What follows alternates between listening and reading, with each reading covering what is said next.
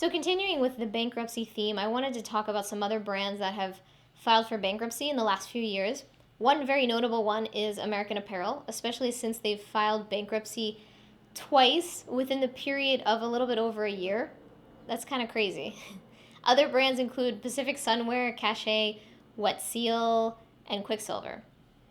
And if you kind of listen to the names of these brands, you might figure out that there's a pattern. A lot of these are very teen specific or sort of focus on a younger customer. And I think there's sort of three big reasons why these types of companies are having trouble.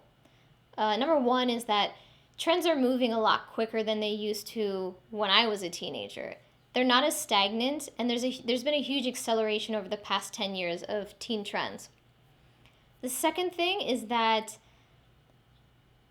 teen trends used to be a much more segregated niche, but they're much more influenced now by the designer runways because of internet easy access to viewing collections online.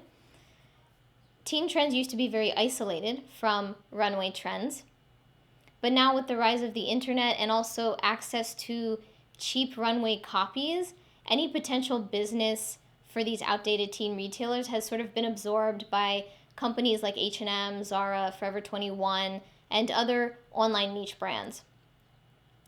The third thing is that social media celebrates diversity. When I was a teenager, there wasn't social media, and it was a much more common to just want to fit in, to look like your peers, to dress like your peers. But today, if you want to stand out online, you have to be different. And how many Instagram followers you have sort of overrides what your peers think of you. So if you are the kid in school that has the most followers out of anyone else, then you probably are the cool kid in school because you have the biggest following. You have the biggest influence. And I think that, it's sort of like,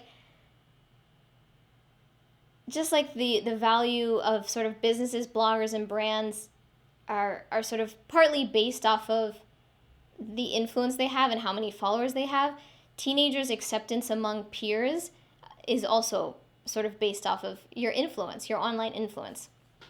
And these troubled brands, they just really didn't utilize this, at least not fast enough. So all of these three changes that I talked about have come from the rise of technology and the internet. But for these sort of outdated teen retailers, it is just Chapter 11 bankruptcy, which means that these companies can reorganize and they can have a second chance at success.